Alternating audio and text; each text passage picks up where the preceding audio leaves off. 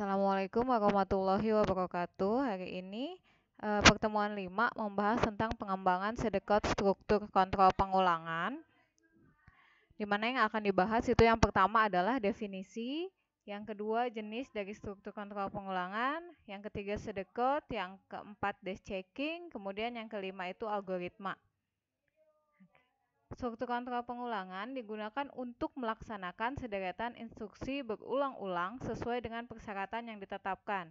Jadi, jika di pertemuan 4 itu membahas tentang struktur kontrol pemilihan, di mana perintah yang digunakan adalah if dan switch case, sedangkan dalam struktur kontrol pengulangan ini ada beberapa perintah juga yang digunakan berdasarkan penempatan dari si pengulangannya. Jadi ada 3 cara penempatan keputusan pengulangan. Yang pertama ada di awal pengulangan atau disebut dengan leading decision loop. Ada juga yang di akhir pengulangan, trailing the decision loop. Ada juga yang menggunakan angka pada suatu waktu atau count loop. Jadi menggunakan nilai pencacah naik dan nilai pencacah turun. Oke. Kemudian yang pertama untuk leading decision loop. Kondisi diuji sebelum beberapa instruksi dieksekusi. Jadi pada leading decision loop yang pertama kali dilakukan adalah menguji kondisinya dulu. Jadi pada pengulangan itu hal yang paling penting adalah dia mempunyai nilai awal, kemudian punya batas untuk berapa kali dia berulang.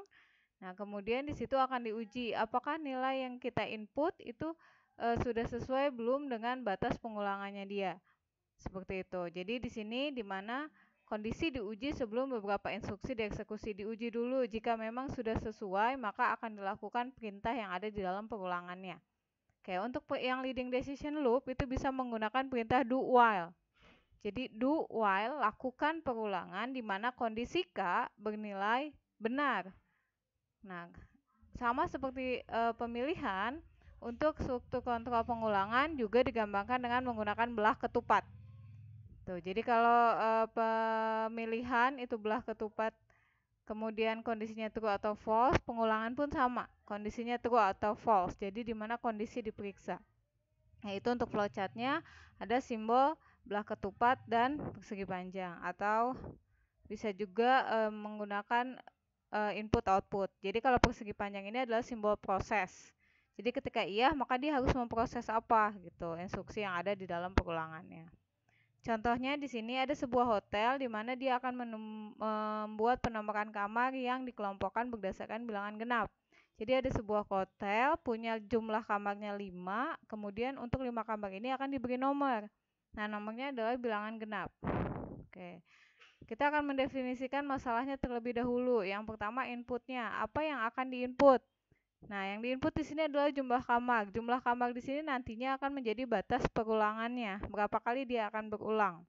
Kemudian outputnya adalah 5 deret untuk bilangan genap. Nah, berdasarkan jumlah kamarnya nanti akan dihasilkan 5.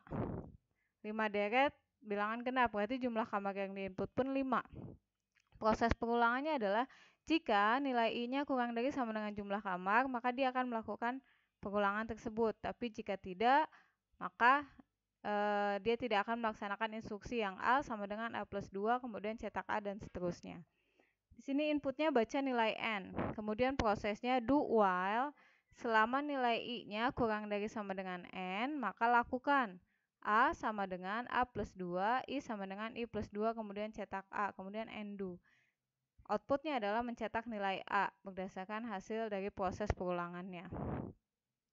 Oke, kemudian program ini adalah sedekot algoritma. Seperti biasa, yang pertama harus ada dalam sedekot algoritma adalah judul, program, bilangan genap, judulnya. Kemudian apa yang harus dilakukan? Menghasilkan bilangan genap sesuai dengan data yang diinput. Jadi kita bisa menghasilkan bilangan genap kalau ada data yang diinput. Kalau tidak ada data yang diinput, berarti tidak bisa. Kemudian mendeklarasikan variabel apa saja yang dibutuhkan dalam prosesnya nanti. Di sini ada variabel A dengan nilai awalnya 0, variabel I dengan nilai awalnya 1, kemudian ada integer N. N ini adalah jumlah kamar yang akan nantinya diinput. Kemudian deskripsi, baca nilai N-nya. Dia akan membaca dulu berapa nilai N yang diinput, kemudian melakukan perulangan do while, lakukan perulangan di mana nilai I-nya kurang dari sama dengan N. Nah, kalau nilai I-nya kurang dari sama dengan N, maka akan diproses penjumlahan A, penjumlahan I, kemudian mencetak nilai A. N2 kemudian N. Nah, di sini prosesnya, dash checking. Yang pertama data yang dimasukkan nilai N-nya adalah 5. Kemudian hasil yang diharapkan adalah angka 2, 4, 6, 8, dan 10. Oke, di sini saya gambarkan, saya jabarkan di mana nilai N-nya sama dengan 5, I-nya sama dengan 1, dan nilai A-nya sama dengan 0. Do while, lakukan pengulangan di mana nilai I-nya kurang dari sama dengan N. A sama dengan A plus 2. Kemudian I sama dengan I plus 2 cetak A. Oke, kita masukkan nilai-nilainya. Di mana nilai N-nya misalnya 1, nilai I-nya 1. Do while nilai 1 itu kurang dari sama dengan 5. Kalau true, maka dia akan memproses yang di bawahnya. Nilai A sama dengan, nilai A awalnya adalah 0 ditambah 2, kemudian nilai I sama dengan nilai awalnya adalah 1 ditambah 1. Kemudian dia akan mencetak A. Berarti yang akan tercetak nanti nilai A-nya sekarang sudah menjadi 2, kemudian nilai I-nya pun sama menjadi 2.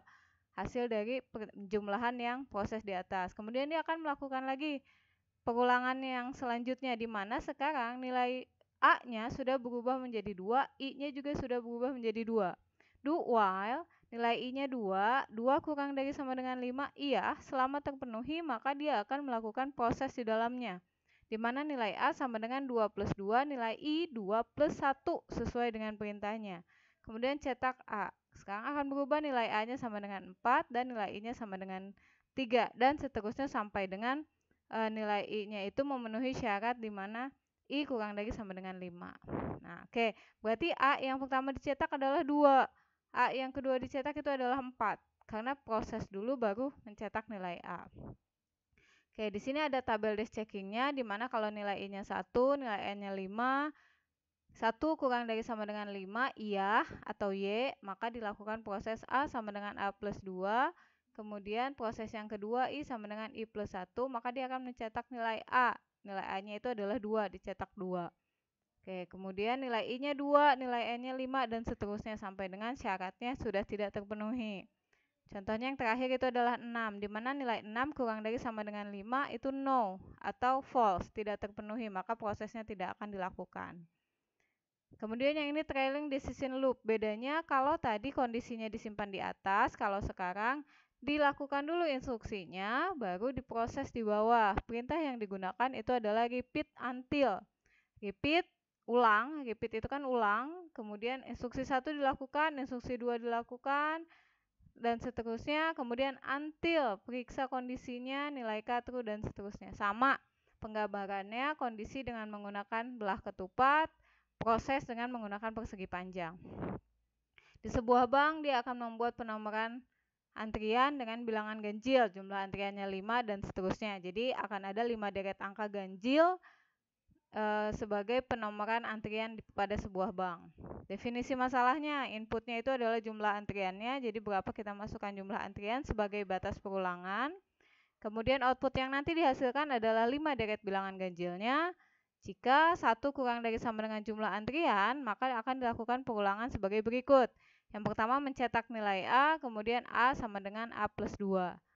Oke, ini outline solusinya, dibaca nilai N-nya, perintahnya repeat, cetak A, A sama dengan A plus 2, I sama dengan I plus 1, until sampai dengan nilai I-nya itu lebih dari sama dengan N. Kemudian outputnya akan mencetak nilai A.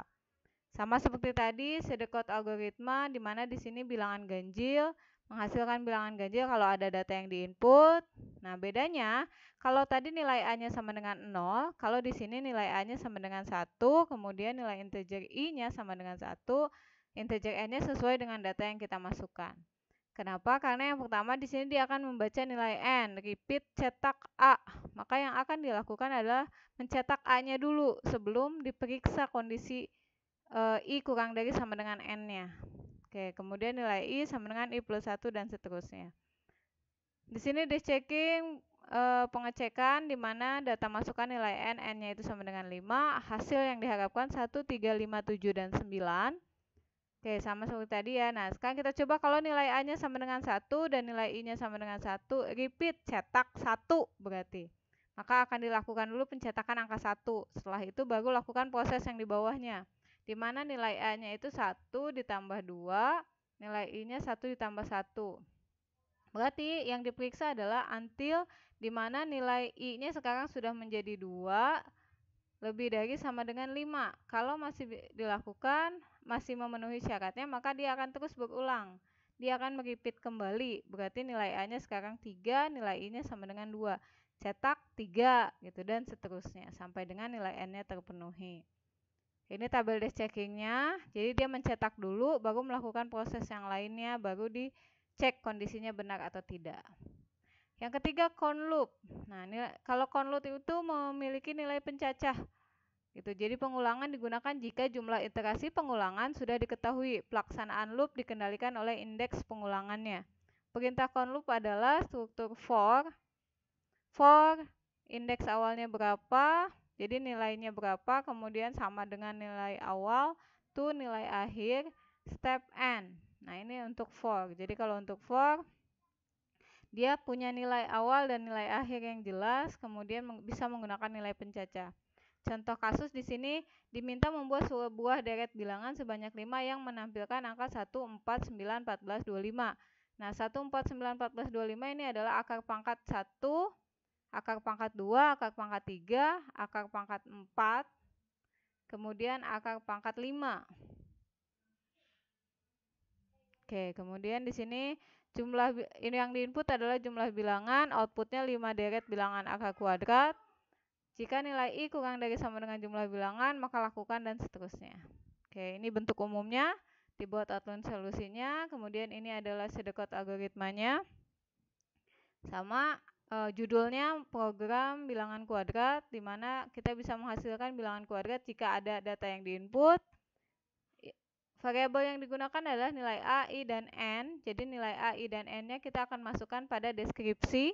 Jadi kalau untuk yang do while sama repeat until, nilai awalnya dideklarasikan di awal. Kalau yang for itu bisa kita deklarasikan pada saat kita memasukkan listing programnya. Oke, di sini sama ya, seperti yang tadi, data masukkan nilai jumlah N5, hasil yang diharapkan adalah 1, 4, 9, 16, dan 25. Jadi kita cek. Ketika nilainya I-nya sama dengan 1 sampai dengan N-nya 5, dia akan mencetak nilai I-nya dulu, berarti 1. A sama dengan SQRI, itu berarti kuadrat dari angka 1, N4, berarti 1 kuadrat. Kemudian selanjutnya dia akan cek lagi nilai I-nya berarti sekarang 2 dan seterusnya. Gitu. Ini adalah untuk menampilkan deret angka 1, 4, 9, 16, 25. Oke, di sini checkingnya, tabel dash checkingnya, di mana nilai I sama dengan 1, nilai N sama dengan 5, nilai I kurang dari sama dengan N, iya, 1 itu kurang dari sama dengan N, maka akan dilakukan nilai A-nya adalah SQRI, di mana I-nya itu adalah 1. Kemudian dia akan mencetak 1, kemudian I sama dengan I plus 1. Ini cetak A-nya berarti 1 ya. Dan seterusnya.